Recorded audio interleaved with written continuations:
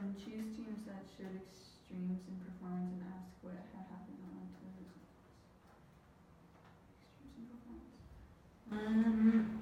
There's just one thing that I thought was interesting is like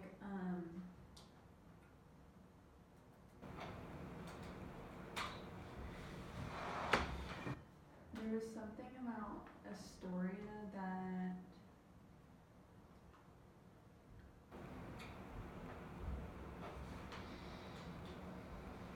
says Astoria was rumored to be struggling to raise its next fund. So the firm was under pressure to show good returns on its current fund. So that was kind of like a big like thing that I kind of looked at between both of the teams. Anyways, so choose a student from the DPV side and ask what were your goals for this negotiation. I just read from within the text that for the valuation of X, DPV said acquisition, transition, multiples, and then it said fair in the future. And then IRR is 25%. That was from in the text. And then the board seat member would be Rodriguez, which they don't really know still. But it says that they would like him to go in or something. For the board as a board director, but he doesn't have power to vote. Yeah. So like the board seat would like, still be with Taylor, Maxwell, and those original and Mumate. But they'll send Rodriguez. Rodriguez. Yeah. Mm-hmm. Dang, I can't pronounce it. Yeah, to just to be there to like make sure that like the company is going well, but he won't have the voting power. To DPV once in a lifetime, pretty good or pass.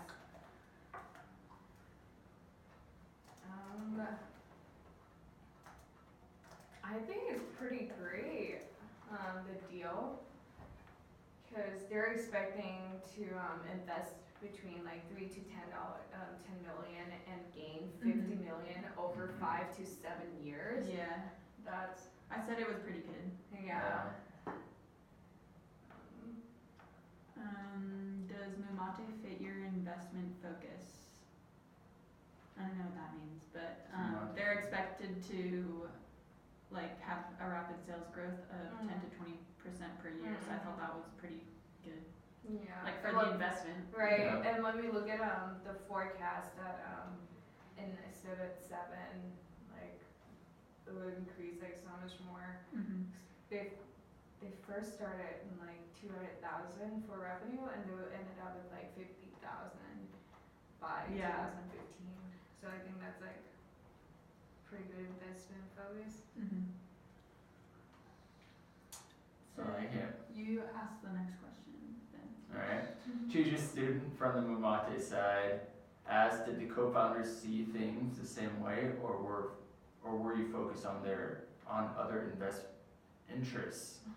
Write down an order of importance. So we have deal terms, pre-money value, board compensation. I think there are like 2 things that are like super valuable for them, which are the equity dilution and the loss of control. Because like you said, what's his name? Rodriguez. Yeah, it's already like taking over like the board seat, and they don't want to lose any control really. And the equity, I think if we go to the DPV, they're gonna take about like 20% or 30% of the equity. That's what they're seeing for.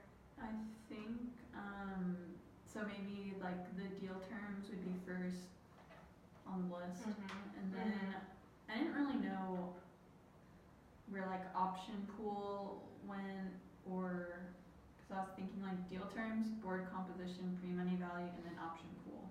But I don't really know if that's correct. Yeah, so deal terms, board composition, and pre-money value and option pool. Yeah, sounds good. Yeah, because deal terms, they want to know like how much they're giving up, and then board compensation, they want to know if they're gonna be able to keep their position Yeah, in the company and pre-money value. that's important. But Yeah. they already have. They don't even really need. Yeah. You know. So Yeah. yeah. Okay, that makes sense. Mm-hmm. Nice. And then on the last bullet here, how do differing priorities affect the step of negotiation? Who has the upper hand, DuPage or Mumate? Well, DuPage has, I would think, the upper hand Mm-hmm. since you said that Mm-hmm. earlier. Oh, yeah. So they have more money, which makes sense. Mm-hmm. And then, how do differing priorities affect this type of negotiation? I think it just depends on what the co-founders want for the future of the company. Mm-hmm. They need to just like figure it out, Yeah. or like state what they want long term, because Yeah. True that. it just depends. Nice. Yeah, like the priority size for the investors, of course, they're gonna look at equity, like how much they're gonna gain when they invest. And Mate side, they don't wanna give up like at all. So like, Alright.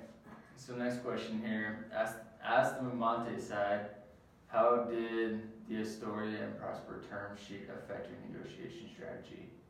What are the pros and cons of Astoria, Prosper, and seeking capital from angels? we kind of discussed it on the number 3 question. How Astoria would have like more pre-money value, which is 10 million, and then Prosper would be lower, which is 7.5. And the con, like even though they would provide more money with the Astoria, they don't want it. Like the Astoria would not keep Taylor in their board of directors, which is like a pretty big deal to them. Like even Maxwell stood up for Taylor, like saying that she was a she was like the inventor, the co-founder. She made this possible, like because she was the PR in her previous experience. So like she knew exactly where her target was. She was the first one to went to yoga studios. Like she really adds values to the company, and you can't really get rid of her. When I was reading it, I was like, I hope she doesn't get kicked Yeah, like that one. Like that one guy, yeah. I was like, oh crap, gosh. she's gonna get booted. She's gonna get booted out of her own product. I know. Nice. Oh, Anything and I else was on that just one? gonna say that they would lose ownership if they went to the VC, and this could change their long-term outcomes for forecasting, because they kind of did their forecast already, but they didn't do it with DPV. So Yeah. that kind of would hurt. And did they say too, like they're worried about where they would take the company if they did own? Did they mention a lot about like the future? I don't know. Like where they just kept saying like Not much. it's gonna be this much in 2015. Right. Like 50 forecasted. Yeah. Prosper current funds on track. Current attractive.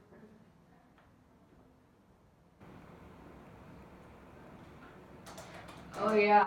Well, it's another like con about Astoria is that it was rumored to be struggling to raise its next fund. Yeah. That's not something that they would want to hear. And then for the Prosper, even though it has like lower pre-valuation for the first round money, it says that Prosper current fund was on track to earn attractive returns for limited partners. Wait, which one did you say for the board? They would wanna. They don't want to. So Which one do you Astoria want? would not want to keep Taylor, Okay. but Prosper would. Okay, that's a good one. Let's move on to the next one. Let's do it. How did the VC go about evaluating Mumate? What exit value were they expecting? So- 50 million, right? Is it 50? for which year, I mean? 2015? 2015, okay. Cause in 2012, it was 8 million, Yeah. so 15. Yeah. And then, from that exit value, how much money did they need to receive in order to gain 5 to 10 times on their investment? Didn't we say I was doing- 200 and, Yeah, I was doing 15. 8 million at the end of 2012. Oh, we can do that. So I don't know if I did it correctly, but I'm assuming the exit value for Astoria is gonna be 10 million, and the exit value for Prosper is gonna be 320 million. Oh, we're doing Prosper in Australia. Yeah, Yeah. Yeah. I think that's right. So but I'm just not times it by the initial. Which would make investment sense money. because, well, no, I don't know if that makes sense or not. No, makes that sense, works. sounds good. And then what share of the equity would that dollar amount equal? Share of equity. So they're asking. Wait. So founders share investing 33.3 on closing for Astoria.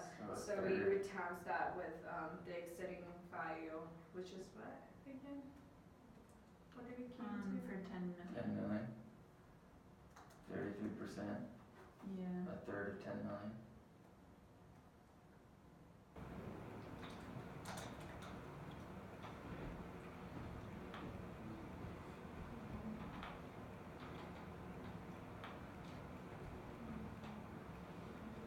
So 3.3 million.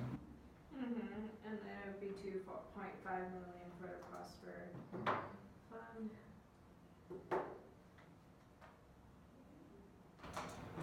Nice.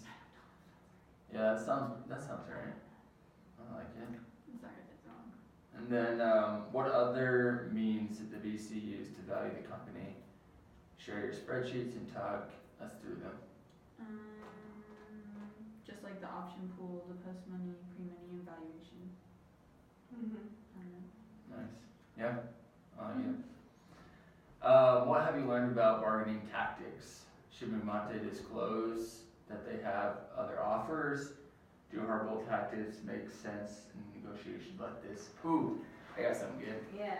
So, I think it is good to disclose the other offers that they have, because, you know, when another if they want you, if they want, like, in any situation, if they want your deal, they're gonna take it. And so if you like come to them and say, hey, I have another offer from this place, they're, you know, it's gonna kind of put them under pressure and kind of on a time crunch and trying to get, and so like they're willing to negotiate on those terms is what I've found, I guess. So